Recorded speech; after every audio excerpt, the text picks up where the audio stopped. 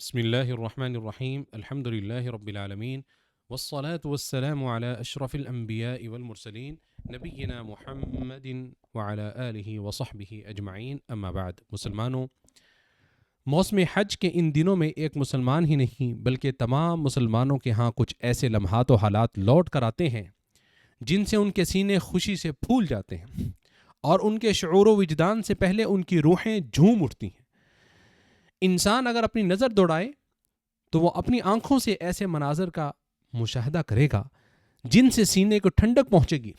اور دل و دماغ کو فرحت و مسرت حاصل ہوگی۔ حرمین شریفین اور مشاعر مقدسہ میں بڑے روح پرور مناظر دیکھنے کو ملتے ہیں، جہاں امت کا ایمانی اور روحانی اجتماع ہوتا ہے۔ سب ایک جیسے لباس میں ملبوس ہوتے ہیں، سب کی ایک ہی آواز ہوتی ہے، قبلہ بھی ایک، نبی بھی ایک، سب کا مقصد بھی ایک، اللہ وحدہ لا شریک لہ کی رضا ہے۔ تو یہ کوئی اچنبے کی بات نہیں کہ اللہ تعالیٰ اسی امت کو ایک عظیم امت بناتا۔ جیسا کہ نبی صلی اللہ علیہ وسلم نے ارشاد فرمایا، یقیناً تم 70ویں امت ہو، تم ہی سب سے بہتر اور اللہ کے ہاں سب سے زیادہ مکرم ہو۔ اسے امام ترمذی نے روایت کیا ہے۔ ان موسمی عبادتوں میں اللہ تعالیٰ کی سنت و حکمت یہ ہوتی ہے کہ ایک طرف جہاں ان عبادتوں میں امت کی شرازہ بندی نمایاں نظر آتی ہے اور وہ تمام طرح کے نعرے، سلوگن،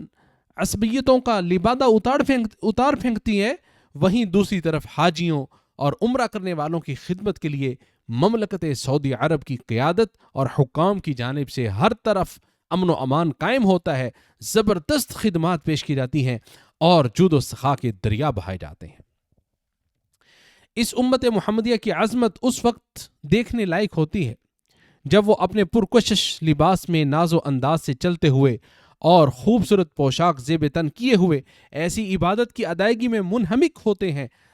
جس میں سارے لوگ مقام و مرتبے اور درجے میں برابر ہو جاتے ہیں، رنگ و نسل اور جاہ و منصب کا کوئی اعتبار نہیں ہوتا۔ پھر یہاں ظاہر کے مقابلے میں باطن کی قدر و قیمت بڑھ جاتی ہے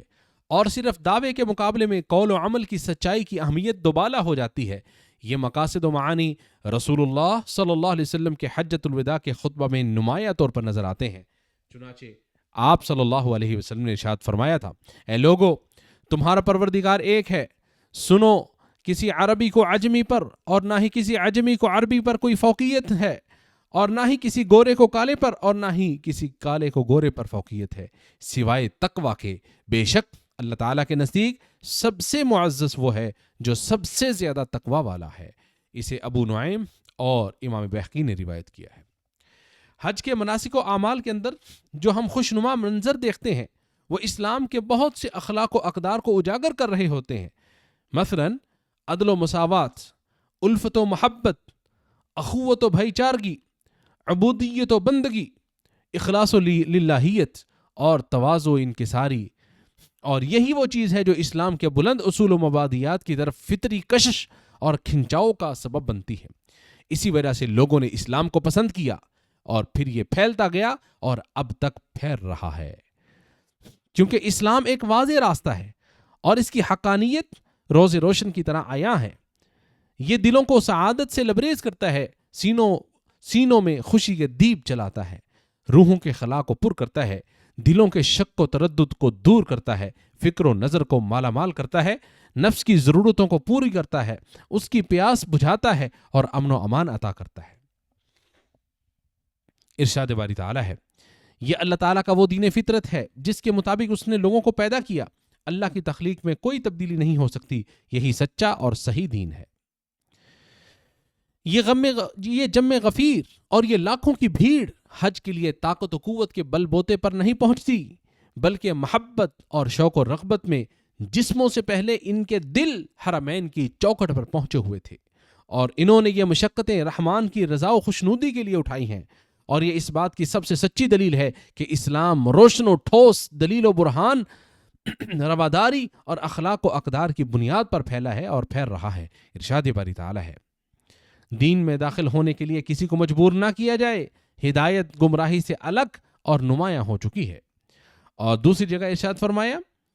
کیا آپ لوگوں کو مجبور کریں گے تاکہ سب کے سب مومن بن جائیں؟ اس جم غفیر نے اسلام کو گلے لگایا ہے کیونکہ یہ متوازن ملت اور دین ہے، زندگی اور بدلتے ہوئے وقت اور زندگی کے ہر شعبے کا پورا لحاظ رکھتا ہے، ہر کسی کو اپنے اندر سمو لیتا ہے، ہر زمانے اور ہر وقت کے لیے یکساں مناسب دین ہے، ہر سوال کا جواب دیتا ہے اور ہر نئے مسئلے کے اسرار و رموز کھولتا ہے۔ ارشاد باری تعالی ہے، آج میں نے تمہارے لیے تمہارا دین مکمل کر دیا اور اپنی نعمت تم پر پوری کر دی اور اسلام کو بحیثیت دین تمہارے لیے پسند کیا۔ اس امت اسلامیہ نے اپنے دین کو اس لیے پسند کیا کیونکہ یہ روحانی سکون و اطمینان اور معاشرتی امن و امان کا منبع و سرچشمہ ہے۔ یہ دین بے چینی اور تناؤ کے اسباب کو ختم کرتا ہے اور دلوں کو راحت و اطمینان اور سعادت و خوشی سے معمور کرتا ہے۔ ارشاد باری تعالی ہے، تو جس کو اللہ تعالیٰ ہدایت دینا چاہتا ہے اس کا سینہ اسلام کے لیے کھول دیتا ہے، اور جسے وہ گمراہ کرنا چاہتا ہے اس کے سینے کو تنگ اور گھٹا ہوا بنا دیتا ہے، جیسے کہ وہ آسمان کی طرف چڑھنے کی کوشش کر رہا ہے۔ وقت گزرتا رہا، زمانہ بدلتا گیا، سال ہا سال بیت گئے اور صدیاں گزر گئیں، لیکن امت اسلامیہ اپنے اسلام کے ساتھ سر بلند ہو کر، اپنے ایمان کے ساتھ مضبوط بن کر اور اپنے اصول و مبادی کو گلے لگا کر آج بھی کھڑی ہے، کیونکہ یہ امت اخلاق و اقدار کی امت ہے، اور یہ چیز جس کا ہم مشاہدہ کر رہے ہیں، یہ شریعت و قانون اور احساسات و جذبات میں اس متحدہ امت کو ایک جسم کی مانند بنا دیتی ہے۔ بے شک یہ ایک عظیم نعمت ہے جو اس بات کی متقاضی ہے کہ اس کی معرفت حاصل کی جائے، اس کی قدر و قیمت محسوس کی جائے اور اس منعم باری سبحانہ و تعالیٰ کی شکر گزاری کر کے اس کی حفاظت کی جائے۔ اور بے شک اللہ رب العالمین نے اس کی بقا کی ضمانت ایک دوسری عظیم نعمت کے ذریعے دی ہے، اور یہ عظیم نعمت کتاب اللہ اور سنت رسول اللہ کی نعمت ہے صلی اللہ علیہ وسلم۔ کتاب و سنت مضبوط و محفوظ قلعے ہیں، اور امت اسلامیہ جس قدر قرآن و سنت پر کاربند رہے گی اسی قدر اس میں باہمی الفت و محبت باقی رہے گی، صفیں مربوط ہوں گی اور اس کی ساخت مضبوط رہے گی۔ ارشاد باری تعالی ہے، اور اس نے مسلمانوں کے دلوں میں الفت پیدا کر دی۔ اگر تم زمین میں جو کچھ ہے سب خرچ کر دیتے تب بھی ان کے دلوں میں الفت پیدا نہ کر سکتے تھے، لیکن اللہ تعالیٰ نے ان کے دلوں کو ملا دیا۔ اور یہ اس بات کا متقاضی ہے کہ ہر قسم کے اختلاف و انتشار کو ختم کیا جائے، چاہے اختلاف قول کی شکل میں ہو یا فعل کی شکل میں ہو یا ہتھیار اٹھانے کی شکل میں ہو۔ اللہ رب العالمین کا ارشاد ہے، اور آپس میں نہ جھگڑو وگرنہ بزدل ہو جاؤ گے اور تمہاری ہوا اکھڑ جائے گی۔ اور نبی صلی اللہ علیہ وسلم نے ارشاد فرمایا، خوب سن لو کہ اللہ تعالیٰ نے تم پر تمہارے آپس کے خون اور اموال اسی طرح حرام کر دیے ہیں جیسے تمہارے اس دین کی حرمت تمہارے اس شہر اور اس مہینہ میں مسلمہ ہے۔ اسے بخاری و مسلم نے روایت کیا ہے۔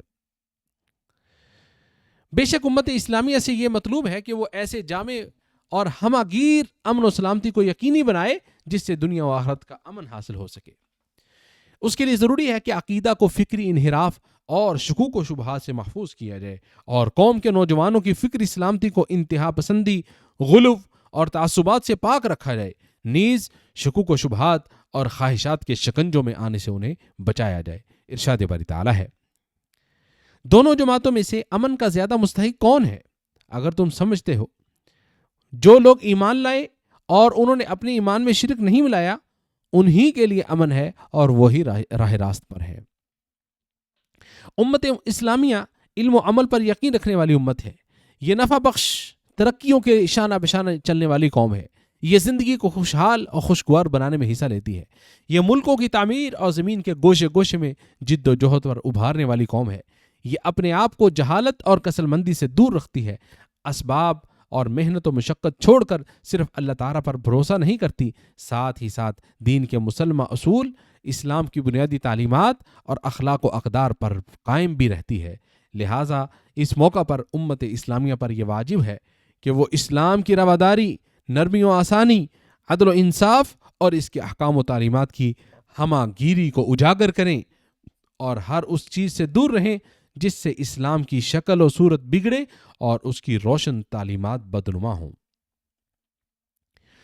کتاب و سنت میں غور و فکر کرنے والا، بالخصوص حج اور دیگر عبادتوں سے متعلق آیتوں میں تدبر کرنے والا دین اسلام کی اس مسلمہ حقیقت کو اچھی طرح جانتا ہے کہ یہ دین نرمیوں آسانی پر ابھارتا ہے، مشکل پر نہیں۔ یہ خوشخبری سناتا ہے، متنفر نہیں کرتا۔ ارشاد باری تعالیٰ ہے، اللہ تعالیٰ تمہارے لیے آسانی چاہتا ہے، تمہارے لیے تنگی کو اللہ پسند نہیں کرتا۔ اور دوسری جگہ ارشاد فرمایا، اس نے تم مسلمانوں کو چن لیا ہے اور تمہارے لیے دین اسلام میں کوئی تنگی نہیں رکھی ہے۔ اور رسول اللہ صلی اللہ علیہ وسلم سفیروں اور داعیوں کو دعوت دینے کے لیے بھیجتے ہوئے فرمایا کرتے تھے، آپ صلی اللہ علیہ وسلم فرمایا کرتے تھے، آسانی پیدا کرنا، مشکل میں نہ ڈالنا، خوشخبری دینا، متنفر نہ کرنا۔ اسے بخاری و مسلم نے روایت کیا ہے۔ ایک مسلمان اس امت کا ایک فرد ہونے پر فخر محسوس کرتا ہے، کیونکہ یہ امت سب سے معزز امت ہے۔ ارشاد باری تعالیٰ ہے، تم بہترین امت ہو جو انسانوں کے لیے پیدا کیے گئے ہو۔ یہ معتدل امت ہے، نہ اس میں غلو ہے اور نہ ہی افراط و تفریط۔ ارشاد باری تعالیٰ ہے، اور اس طرح ہم نے تمہیں اے مسلمانوں ایک معتدل امت بنایا ہے۔ یہ امت ہلاکت و بربادی سے محفوظ رہے گی، نہ یہ قحط سالی سے ہلاک ہوگی، نہ بھوک سے، نہ غرقابی سے، بلکہ یہ قیامت کی صبح تک باقی رہے گی۔ کیا آپ ہماری نماز کی صفوں کو نہیں دیکھتے؟ یہ صف بندی اس امت کا خاصہ اور امتیاز ہے، کیونکہ اللہ تعالیٰ نے اس صف بندی کو فرشتوں کی صف بندی سے تشبیہ دی ہے، اور اسے سب سے بڑی عزت تو اور اس سے بڑی سب سے بڑی عزت تو قیامت کے دن ملے گی، جب وہ اس حال میں آئے گی کہ وضو کے نشانات سے اس کے چہرے اور ہاتھ پاؤں روشن ہوں گے، اور اسی نشانی سے نبی اکرم صلی اللہ علیہ وسلم اپنی امت کو پہچانیں گے۔ پھر اس کا مقام و مرتبہ بڑھتا جائے گا، یہاں تک کہ یہی امت پل صراط پر سب سے پہلے گزرے گی اور جنت میں بھی سب سے پہلے داخل ہوگی۔ اللہ تعالیٰ کے دنوں میں سے ایک عرفہ کا دن ہے، جو اس دن کا روزہ رکھے گا اس کے لیے بہت بڑا اجر ہے۔ چنانچہ رسول اللہ صلی اللہ علیہ وسلم آپ صلی اللہ علیہ وسلم سے ثابت ہے، آپ نے فرمایا، اللہ تعالیٰ عرفہ کے دن روزہ رکھنے کے بدلے پچھلے 1 سال اور اگلے 1 سال کے گناہ معاف فرما دیتا ہے۔ اسے امام مسلم نے روایت کیا ہے۔ ذوالحجہ کے 10 دنوں اور ایام تشریق میں مطلق تکبیرات کہنا مسنون ہے، جبکہ مقید تکبیرات کا وقت یوم عرفہ کی فجر سے لے کر ایام تشریق کے آخری دن سورج غروب ہونے تک ہے۔ چنانچہ آپ صلی اللہ علیہ وسلم جب فرض نماز کے بعد سلام پھیرتے تو 3 مرتبہ استغفر اللہ استغفر اللہ استغفر اللہ، اور 1 مرتبہ اللہم انت السلام ومنک السلام تبارکت یا ذا الجلال والاکرام، اے اللہ تو ہی سلامتی والا ہے، تجھ ہی سے سلامتی ہے، اور تو ہی بابرکت ہے، اے بزرگی اور عزت والے۔ اس کے بعد پھر آپ صلی اللہ علیہ وسلم تکبیرات کہتے، اور یہ غیر حاجی کے لیے ہے۔ رہا حج کرنے والا تو وہ اپنی مقید تکبیرات کی ابتدا یوم نحر کو ظہر سے کرے گا۔ اللہ تعالیٰ میرے اور آپ سب کے نیک اعمال کو قبول فرمائے۔